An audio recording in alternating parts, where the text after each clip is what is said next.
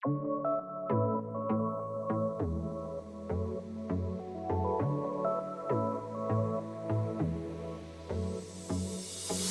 everyone. This is the Nuance Needed podcast. I'm Amanda. And I'm Sam.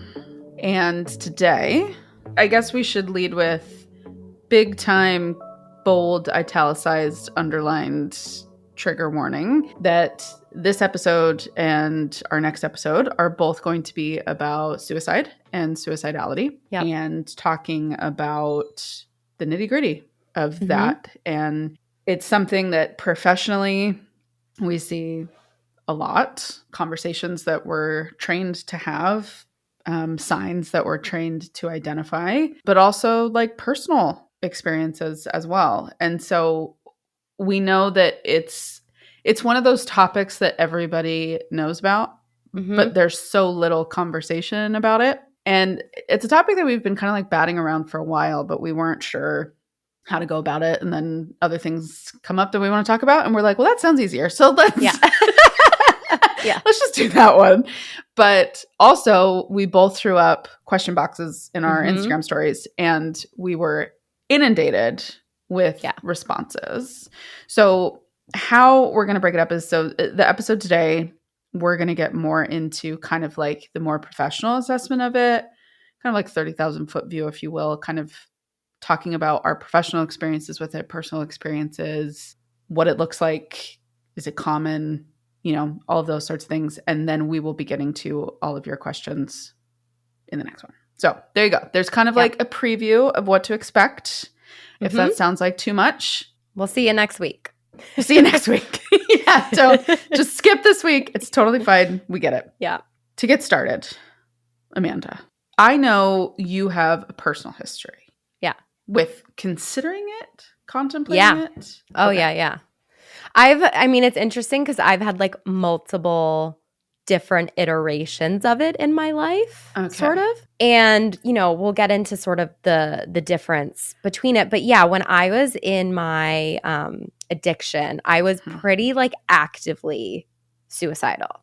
And I guess maybe what we should explain is like the difference between like means and a plan and intention, kind of. That's how we sort of, as clinicians, assess how much of a risk someone is for suicide. First looked at whether it's active or passive. And a lot of you all in the comments were asking us to talk about sort of the difference and that. And essentially, active is I want to die. It is like an active thought that you're engaging in, where passive is sort of like, I don't care if I die.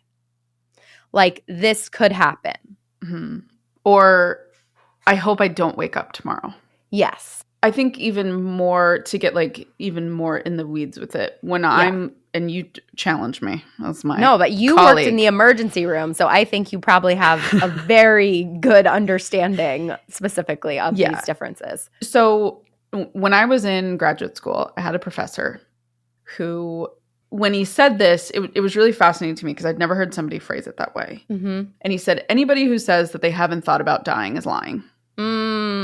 It really stuck with me, and I've kept that in the back of my mind, because what that statement did for me, and I think my cohort at the time, was it took away the scariness of it. Because it's terrifying. It's terrifying, especially on a personal level, obviously, but on a professional level, you feel this like additional responsibility that you have to be predictive of it, and you have to know it immediately, and you have to see it immediately. And that if it comes up, it's, oh my God, 5-alarm fire everywhere, you have to be admitted, all that. So when you're talking about suicidality and you're assessing for risk, and you have someone that comes to you and makes a comment that alludes to death or leaving this life in some way, right? Yeah. I just don't want to be here anymore. Everything feels too much. Sometimes I just don't want to wake up. Everything feels too heavy, right? Kind of those terms that are alluding to it, you're picking up what they're putting down, but they're not directly saying, I want to die, right? Yeah. So talking about passive suicidality, you start to explore, well, what do you mean by that? then sometimes, I would say a lot of the time, people will follow up with like, well, I don't want to die.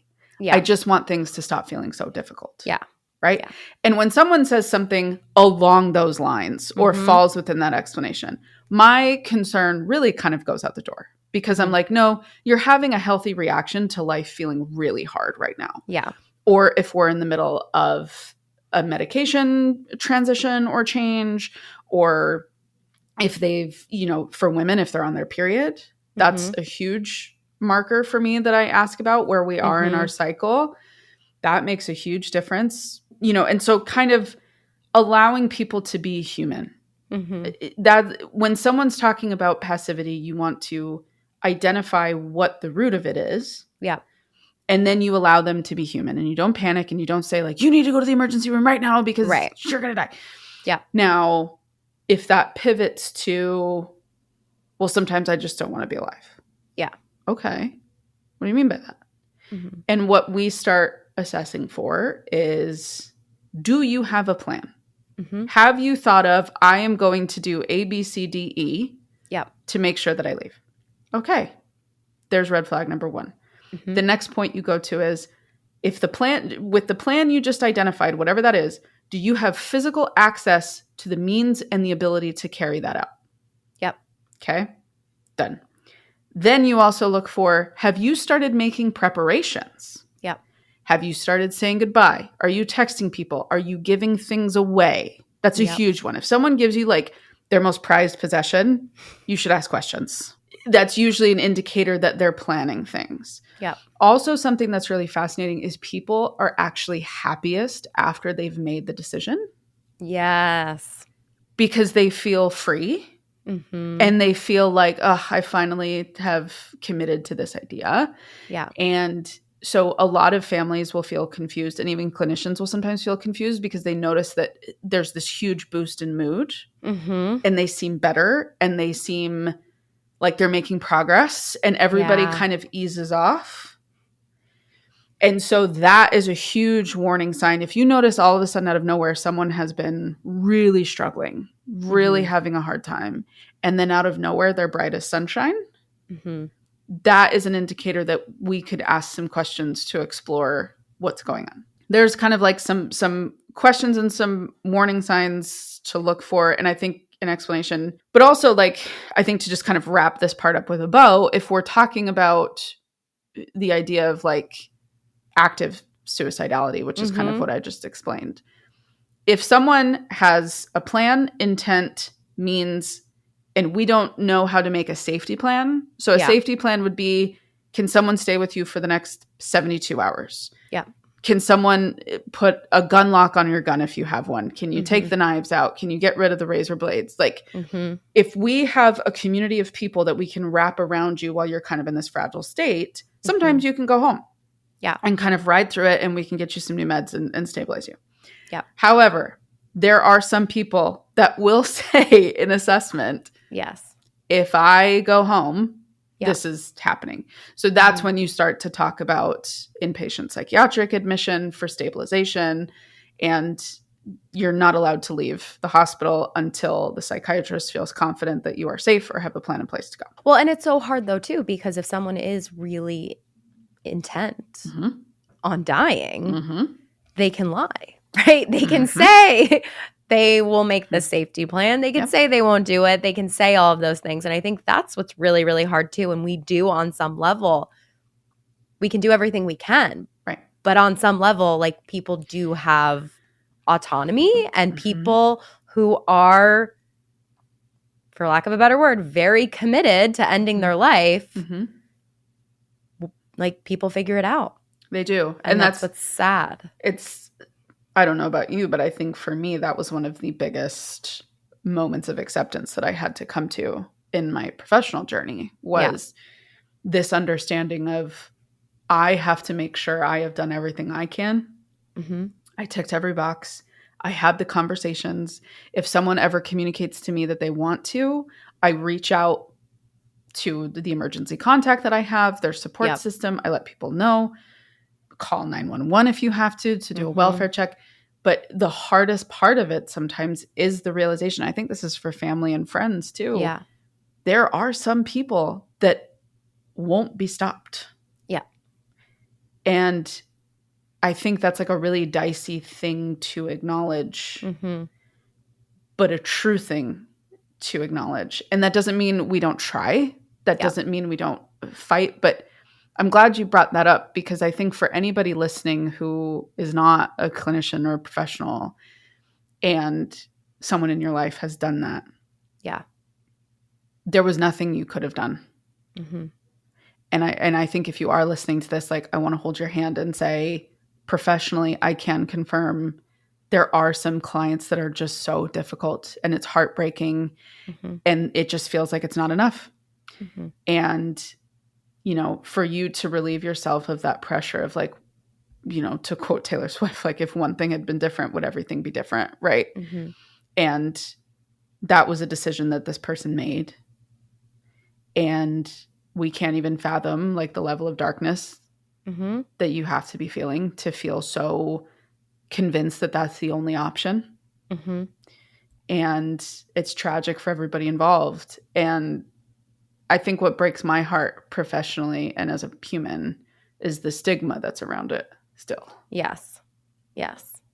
Well, I just think people really don't understand that when you are in such a dark place, it, like, suicide seems like relief. That is why it happens. And that's why it's so, like, I just don't, I get so frustrated with the whole notion of it's selfish or something like that, because so often it is not even that people want to die necessarily. It is that the current experience of being alive is so awful.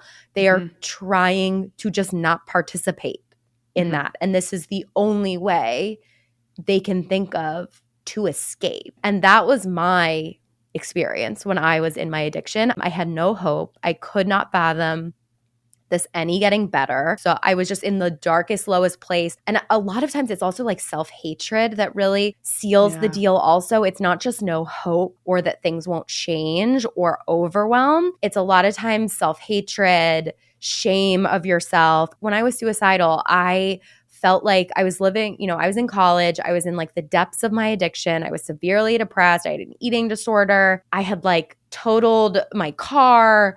I was at the point in my addiction where all three of my roommates that I lived with didn't like talk to me anymore pretty much because they just like didn't want anything to do with me, which they had good reason for. Right. But I just felt so alone, and I felt like I truly would be doing people a favor. Like, I thought about my parents, and obviously as a parent now, I think about it very differently.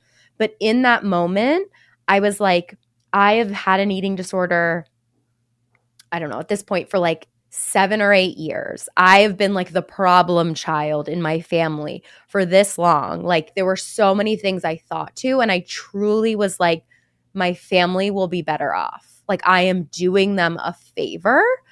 And I know people on the other side of it like can't imagine, because that's not their experience ever of hearing someone say that. But when you feel like a burden for so long and you feel like there is no hope, so I'm going to continue to burden them for forever, and I hate myself and people hate me, I am not there. It's you feel like there's no point. Like, you are just actually worthless, and it would be better for everyone for you to not be here. And it is not like, that's what is so insane to me about when people say suicide is selfish, because a lot of times people actually think that they're helping in some way. Like, I think not 100% necessarily, but if you truly feel like that much of a burden and like it's not going to get better, you kind of can say to yourself, I know my parents or people in my life would be devastated for a long period of time, but then they will get relief and they will feel better and it will like be okay. What I'm hearing through your story too is like the shame was probably almost becoming like physically painful. Oh, yes. The shame of it, the shame of feeling like all you do is break things and bother people and hurt people. And that's like, it's overwhelming. And I had like tried and felt like I'd failed so much to like get better. And it just felt like there is no getting better. There is nothing. Like, I just felt like I can't live like this anymore and I don't have a solution. Right. So this is my solution. Right. Is like how I felt. Yeah. And everybody wins. It's almost like, the math behind it is like, well, everybody wins. I don't have to live like this anymore. And the people around me don't have to deal with it. Yep. And that just sounds like the better option for everybody. Yeah. The addicts that I would speak to in the hospital had like a very similar through line to that. Yes. Yeah. And it's like interesting with addiction because you're right. Your mental health is obviously like you're not in the right place. Like a lot of people. Yeah. And like, right. Some people are like actively detoxing and they cannot fathom how they will live. Right. So that makes things complicated for sure. But it's also hard. What is the line between someone, you know, taking so many drugs that because they don't care and they're just like, well, if I die from taking this many drugs, I die. I don't care. Yeah. And people who, right, like there is a difference in intentionality of someone who's like, I can't live like this anymore and I'm going to do a bunch of drugs and I'm going to kill myself. And for some people, it's like, well, if I wake up, I wake up. And if I don't, I don't. Well, one, I'm glad you're still here. Thanks. And your story brings up such an interesting point, which is for us to have this sense of empathy for somebody who's in that space. Mm-hmm. And that it is such a dark, overwhelming space to be. Yeah. And I think the stigma with it is that people are like, well, you just need to stand up and fix your life. Mm-hmm. Like, stop dwelling in this and you're making it worse. And it's like, how privileged are you to stand in that space to say, like, I've never been in that darkness, so why are you? Mm-hmm. Or that your life has been such that it hasn't ever needed to feel that dark. Yeah. You haven't gone through any, like, significant trauma or anything that's rocked your world to the point of tilting it upside down. My personal story is I haven't struggled with those thoughts personally. Mm-hmm. I have in like moments of like really heavy stress and things, I've had very passive thoughts of like, I wonder what happens when we're not here anymore. Yeah. Like that was, for me, that's where I've gotten more in like a life felt too much stress, but I wanted to keep living, but I wanted like the immediate pain to stop. Mm-hmm. That's as far as it's ever gotten. And I think for me, that's only been like two, 3 times in my life that I can think of. And it was fairly fleeting, which I'm lucky for. Mm-hmm. However, professionally, I've seen it a lot, had so many conversations around it. I did it the first 2 years I worked at the hospital, and then I fully transitioned to the clinical case management team, which was just like trauma, death, dying, and substance use. So I wasn't doing like specific suicide assessments anymore, but I was assessing for it with my substance use patients like all the time. And so if they would kind of open up about that, a lot of times what we would have to do is make sure that they were fully sober. Yeah. I mean, it's one of the biggest risk factors, right, is substance use. Yeah. And so, making sure that they weren't still like whipped up on meth or, nodding off from opiates or, drunk up the ass. However, I did have, when I worked with CPS, one of my last cases, it was a kid who was 14 years old. Mm-hmm. And this story circles back to what we said earlier about you doing everything that you can do. So there were some people that had called in this case because they were concerned that the parents weren't doing enough. So it was more, if I remember correctly, I think the case was called in for emotional neglect. Mm-hmm. And so I went to the house, and I see this whole interaction like start to finish, clear as day. So I went to the house. The parents were kind of like quiet, subdued people, but they were doing everything that they could. He had a therapist. He had a psychiatrist. The two of them were in therapy to make sure, they were doing things in an appropriate way. Yep. They were really big on surrounding him with his siblings. Mm-hmm. They were big on him having friends. They were doing their best to be aware of him, and they had an open line of communication and all this stuff. And so I talked to him, and he was the next one that I had to talk to, and I talked to him alone, and I just see it. Like if I close my eyes, I was sitting on one couch, he was sitting on the other couch, and I can remember what he's wearing. I can remember what he looked like. And I talked to him, and he was like, yeah, I have a job for the summer, and I do this, and I'm trying out for the musical, and my friends and I are going to do this. And the other key to that is what you want to talk to people about is forward thinking goals, or like something that shows there's something they're looking forward to. There's something they want to do. There's something that gives them a reason to cling to for wanting to stay alive. Yeah. And so he's ticking all of these boxes, and he's like, yeah, sometimes like I feel really low. But like I talked to this person, I do this, and I know my meds can help. And it was just like, yeah. Okay. Like school's going to be starting soon. He's excited for that. Great. Yeah. Closed the case, staffed it with everybody on my team. Good to go. We feel comfortable with that.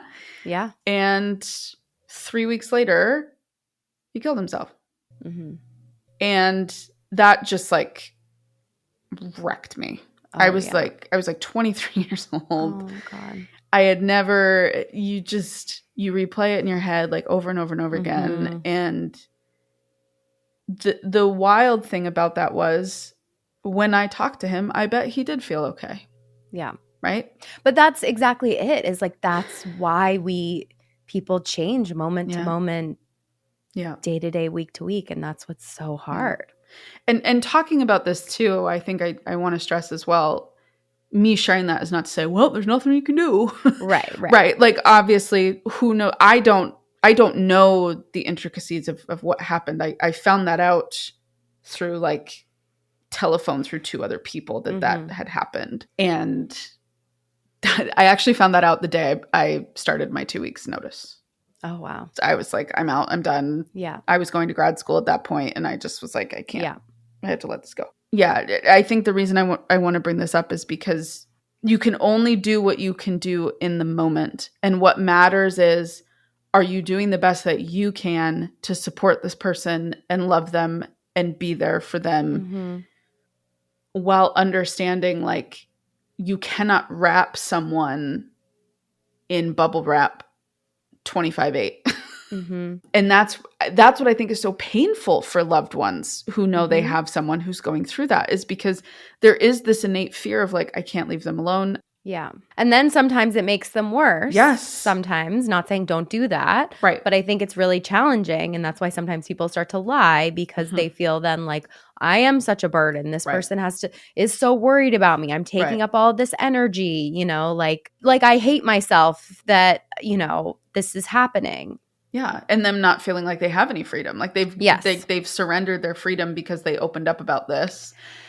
And that's one of the hardest, most complicated, most nuanced, no right answer facet of suicidality, is so many people are afraid to talk about it because they're so afraid of being, 302'd, having to be, admitted to the hospital involuntarily, or people acting weird around them losing freedom like you were talking about.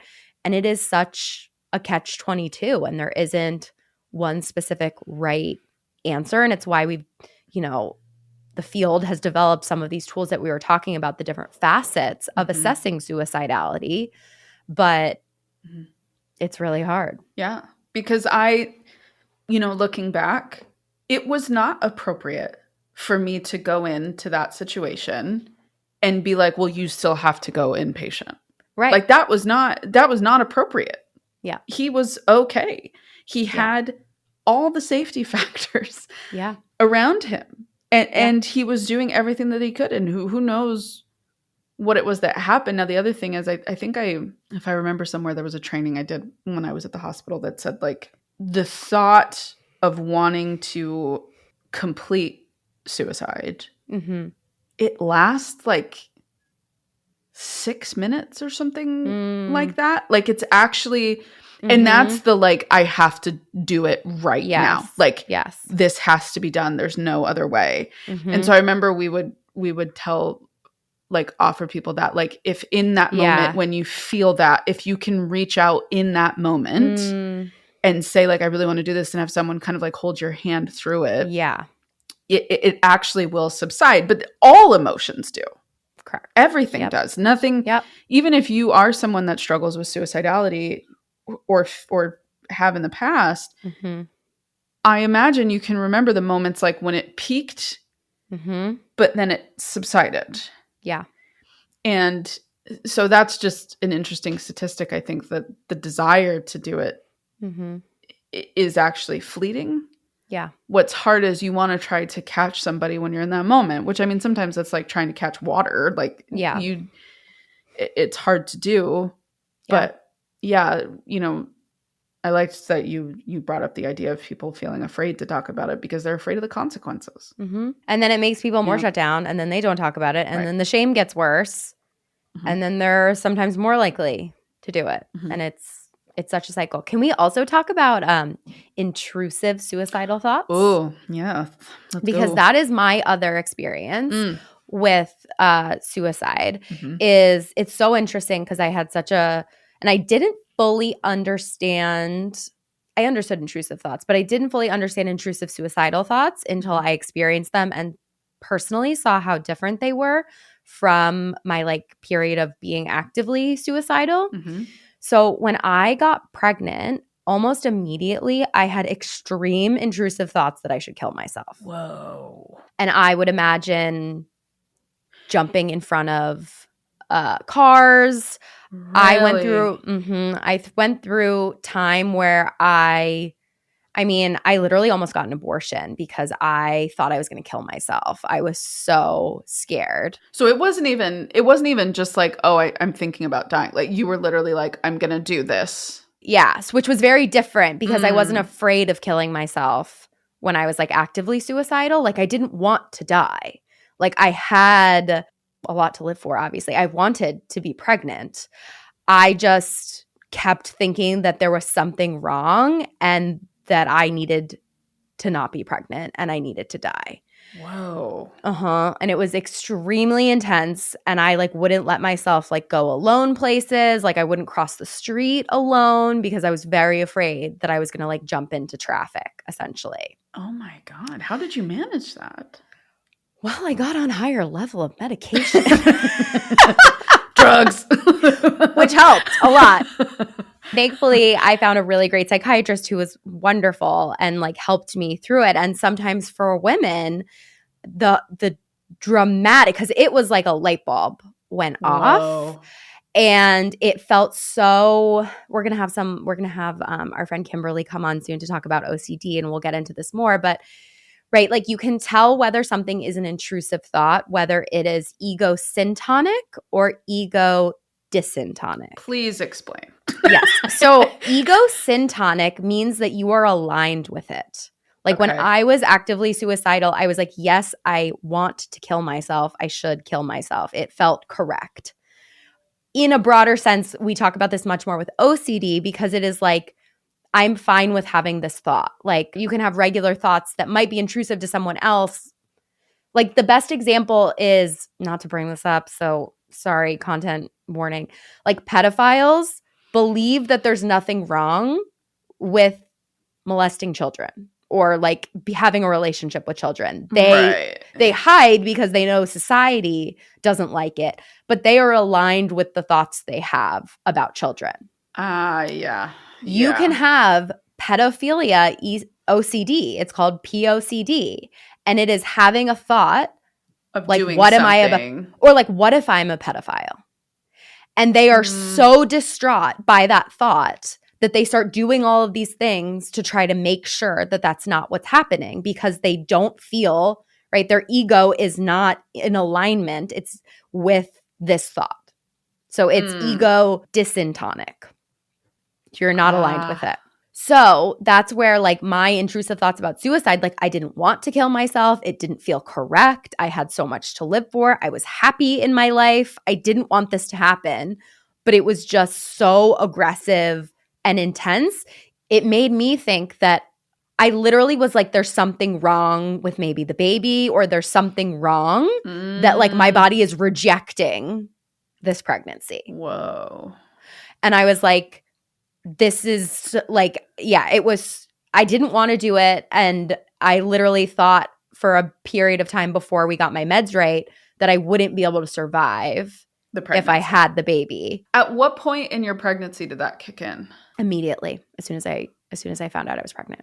Really? And I think it was exacerbated because I had really severe, it's called hyperemesis gravidarum, HG. Oh, yeah. So I threw up 8 or 9 times a day, a lot of times water, for almost my whole pregnancy. Like, it was especially really bad in the beginning, and I couldn't keep anything down. And I felt like I had the flu, a very bad flu, for weeks, and I couldn't get in to see the doctor, and it was like horrible. I also, we'll have to do an episode on this, but I also had a lot of shame when I got pregnant. I thought I was like disgusting. Like, it was like going through puberty again. Like, it brought up so much, like, I hated puberty. I like did not cope well with it. Was it because of the physical changes in your body? Because like I anticipated them. And I literally described it to people as like, when I got pregnant, I felt like there was an alien invasion. Yeah. Like, that was how I felt. But it felt horrible. But yeah, so I thankfully had a really great psychiatrist who specialized in this. And she just said that some people, this really, like, the huge hormone shift that you go through at the beginning as soon as you get pregnant, it's like rapid. And a lot of people who have HG have an even more pronounced, intense hormonal shift, that some people's brains go haywire and like just don't respond well, like mental health wise. And once I upped my meds and changed some meds and things like that, it went away. So it was so crazy how it was just like so clearly hormonal. So it made me think too about how you've like checked in with people about like how that can happen. And when I was pregnant and I continued to meet with her and stuff, and I still meet with her, she said that a similar thing happens when people breastfeed. So really? she very kindly told me that I may not be the best candidate to breastfeed, because she was like, when you because after you give birth, right, the hormones drop out of your system. Right. And then you start breastfeeding, and different ones or a similar cascade sort of goes in. And that was also a reason why I didn't breastfeed, because I was very afraid of, I think I was depressed still throughout my whole pregnancy, even though it was like the suicidal thoughts weren't there after that. But I was very concerned about like postpartum depression and like those postpartum feelings of suicide, which are very common in women coming back. Okay, so if you're listening to this episode and feeling like, oh my gosh, I could actually really use a therapist, we've got you. My practice, Therapy for Women Center, has therapists licensed in 43 states across the country. This is also where Sam and I work, so if you're interested in working with one of us, reach out to us at therapyforwomencenter.com. And if we aren't a fit, like I said, we have therapists who can definitely help you. All the therapists are hired by me, trained by me, handpicked by me, and we really back and support our therapists. We vouch for them, unlike some of these big online therapy platforms. Also, if you're local to the Philadelphia area, we have 3 office locations there. So I would love for you to go to our website, therapyforwomencenter.com, and check it out. I think part of the issue with this stigma too is you bring up like the most vulnerable point of your life to feel that way. Like, you're pregnant with your first baby, you're bringing life into the world. Like, it's supposed to be, there's so much socialization around what that event is supposed to be. Yeah. And mean to people. Yeah. And I think how many women just suffer in silence, and how many women who are seem to be struggling so bad, but nobody can figure out like what's going on. Yeah. It's linked to that because it is strictly your mental health. There's literally like a biological event occurring within your body that you have no say over. And I think even for people that struggle with just like major depressive disorder at a baseline, or OCD, and we sit here and we try to belittle these things. And honestly, like, to be vulnerable on my end, one of the most cringy moments of my life, I was like 20 years old. Mm-hmm. I think I hadn't even started like my psych classes, like nothing. And I was still like the most traumatized person on earth. But I had a roommate at the time who said that she was feeling suicidal. And it was like one of those big, stupid like roommate meetings that you have when there's like problems going on. And that just should be illegal at a baseline. But that's a different story because it's so problematic having a bunch. It's like the blind leading the blind. But yes. You know, she opened up about how like she periodically felt suicidal. And looking back, I feel so bad because there were a bunch of us that started telling her like how selfish she was. Mm. But also that was like the Mormon belief of like, my God, I can't even, I mean, that the intersection with religion. Yeah. The whole like, how dare you, like your life's precious, it's so selfish to do that to your family, blah, blah, blah. And so like that is like not getting into heaven. Exactly. You know, you're going to be floating around in purgatory for forever, or as Mormons call it, spirit prison. Honestly, it kind of sounds like a more fun place, but yeah, like that is like a mea culpa moment for me that I just want to normalize of like, I think if I go back to that moment, I was so overwhelmed and I wanted to fix it and I wanted to help. And I was just like, well, we have to tell her like how bad this is. Mm-hmm. We have to tell her like how bad it is to do this. And all we were doing was like shaming the shit out of her. I think the problem is so many people want to help. And even if you know somebody in your life that you think is struggling with that, or maybe like Amanda's story and experience like triggered the realization in you from your own life, or a friend that you have right now, or a family member, it doesn't help to just like lay into someone about what the problem is and about why they're doing it wrong. Like that doesn't help. Yeah. And if you are someone that has not struggled with this or hasn't had a lot of exposure to it, I think it feels so overwhelming because it doesn't get higher. The stakes don't get higher than that when you're talking about someone wanting to hurt themselves or take their own life. But honestly, the best thing that you can do is to just sit with someone. If someone opens up to you about these things, it is not your job to pontificate about how amazing life is, about everything that they have, about everything that's important to them, like, or how it would impact everybody around them. Just sit with them. Yeah. Just let them feel normal in the abnormality for 10 minutes. Yeah. And that those thoughts are safe with them. And I think we can get into that even deeper with some of the questions that we got. But that was just what I was thinking is like how much shame there is around it. And I think your story was like the perfect example of, I would imagine you had to be so selective about who you were opening up to about that. One, because it's personal, but then two, because so many people just in their desire to help would just be useless.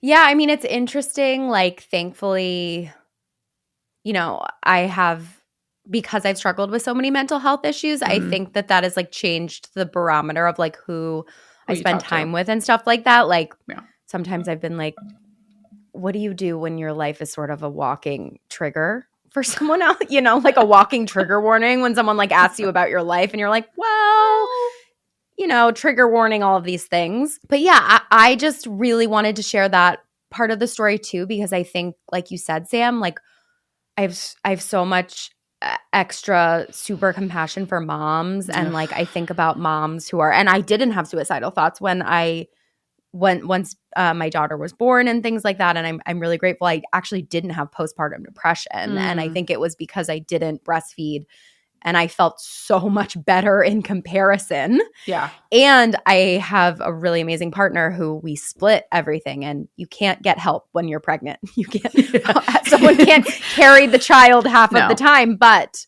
if you choose not to breastfeed, people can help feed your baby. And it was transformative in me finally being able to rest and sleep and get help. But yeah, I just think about the parents who, you know, I can't imagine the shame of having a child, having multiple children, and then having thoughts, which I get. Like, I can imagine being so depressed that I'm like, I shouldn't be here. I can't handle this. I need to leave. And I'm not going to leave my children. So I'm going to just leave by dying. Like, I think I am someone, because of what I've been through, who like my brain has more of a pattern of easily jumping to like, well, just, end it because of what's happened. So I've learned very well to like not take a lot of those thoughts seriously and not, and really treat it more as like, I know that I'm struggling when I start having those recurring thoughts. And I want to normalize that for people too, because I do think some of us, just like you said that your professor said that we all think about dying. Yeah. I do think some of us just like play with the idea more than others. Some people are more comfortable with it than others. I think depending on your personal experience or whether you treat it, or I think probably people who've maybe, God forbid, lost someone to it probably are. I mean, I don't want to overgeneralize, but I can imagine maybe being more afraid of that thought if you've lost someone to it, where I've been the identified patient most of the time, so it doesn't scare me as much. The other interesting role that I've played professionally is I've been on the other end, meaning I've seen the people that were found and came into the emergency room as traumas or full arrests. And they succeeded.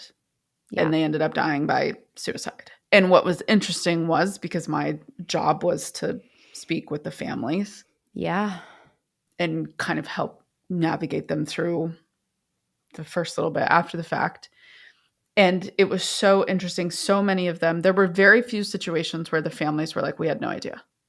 There's a handful. There were some that would say like, we didn't know, or, they hadn't talked about it, but most knew. Yeah. And most had really tragic situations in life, or things that had gone wrong, or things that they felt that they couldn't get out from under and didn't know how to get help. And a lot of times it was men. I think it's important to recognize like how men need a space to talk about these things and these thoughts, because I think even like we as women are encouraged to talk about our feelings. It's not always received. You're right. Right. People aren't, and depending on your background, right? Exactly. Like religion or things like that, maybe not. But yeah, I would agree. Yeah, I think for the most part, like if we talk about those things, there's a little more acceptance of it. Definitely. Even amongst like fellow women. But yeah, I just think it's important to call attention to. Well, men are more likely to die by suicide. Yes. And we know that because in a lot of ways, that's because men are more likely to attempt suicide through using a gun or something more violent that has a higher success rate, unfortunately. Yeah, women are actually more often than not going to use something like pills, which you can, like, if you get someone soon enough, you can pump their stomach. Yeah. There's things that you can do. There's meds that you can give that can reverse, you know, some of the effects of that. Or even hanging. Right? Hanging. I have seen hanging. But yeah, more women attempt than men, but men statistically are more successful. Right. Because of the means. Yeah. And, you know, I think also that, you know, the other group that we need to be more aware of, which I think is so horrific with some of the things this administration is doing, among others, is veterans. 22 veterans a day. Yeah. Complete suicide and die by suicide. And part of it is, you know, people don't know how to talk about it. And I think something, even as a therapist, something that I find working with even clients that come in with kind of more, and I don't mean this in a dismissive way at all, however, like more quote unquote run-of-the-mill issues, right? Even they struggle to sometimes know the language to put to what they're feeling. Yeah. They haven't really had anybody ever like identify the word to the feeling before. Yeah. Yeah. Or the experience to the feeling, or figure out what's going on. And because none of that is really innate. Yeah. It's innate to feel it. It's innate to respond to it, but it's not innate to like completely understand what it is that's happening. That's learned behavior. Yeah. And I think what's hard is a lot of men, and I think women too, I think humans just in general, the struggle is you're embarrassed. You feel that it might be weakness. Maybe you know somebody who's done that before and you saw what happened to them and you don't want that to happen to you, so you don't say anything about it. Yep. And you know you're struggling, but maybe you can't exactly put your finger on why. Yeah. And so that feels overwhelming. So when someone says, well, what's going on? You literally say, I don't know, because you don't know. And so, you know, we have all these people who are just suffering and struggling silently, because then also some of us aren't great at receiving it. Mm-hmm.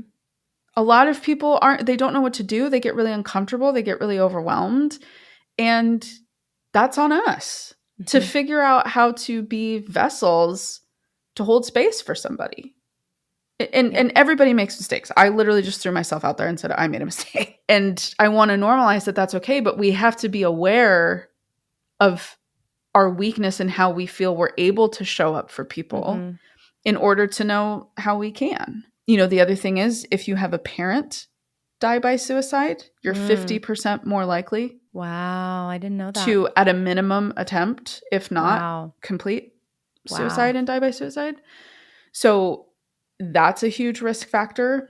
And I would have, you know, there were some patients that I had who, you know, took their own life and had young kids.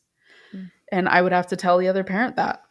Yeah. And that, it's like, I really don't mean to pile on right now, but I want to make sure that you have the information and the awareness that you need.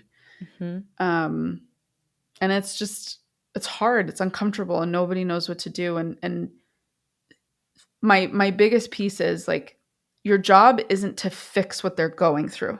Yeah. When someone comes to you with these things or these struggles, and even if it has nothing to do with suicidality, even if it's just like, I'm having a hard time, your job is not to fix it, repair it, smooth it over, silver lining the hell out of it. That's not what they need you to do.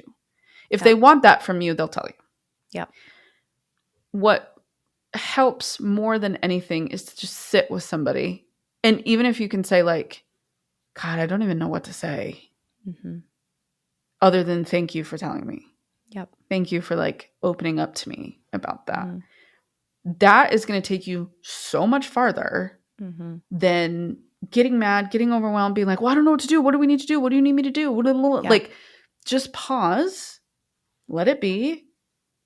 And, you know, if they're sitting there with something in their hand that could cause harm, call 911, right? Yeah. Like, obviously, like, if something is really going on, but if it's just words, how can you just sit in that space and maybe say, like, would it be helpful for us to go somewhere right now? Do you just need a little bit of time? Right? Like, that's as far as it goes. Yep. And to not leave them alone while they're still feeling that way, and to make sure, if it's not somebody you live with, to get them to somebody else who can help, right? But it's hard. It's tough. And it's, earlier you said it perfectly. You said, like, there's no solution to this. It's just, you try to get it right and you try to be there the best way you can, but it's risky. Yep. Well, we hope that you found this episode helpful if you listened. As always, let us know your questions. You can email us at podcast@therapyforwomencenter.com, or we love hearing from you on Instagram, or you can DM us on Substack. Join us on Substack at substack.nuanceneeded.com. And we'll be back on Thursday with an FAQ episode to follow up. Yep. And in the meantime, you know the drill. Anything that you can do to rate, review, share, subscribe, get the word out, it would mean the world to us. If this, you know, this is a really important topic and there's not a lot of conversations about it. And so if this episode resonated with you, feel free to share it with somebody who you think it might be helpful for. Share it to good old socials. And we appreciate every single one of you that have rate, reviewed, shared, subscribed. We think you're the best. We will see you next time. Bye.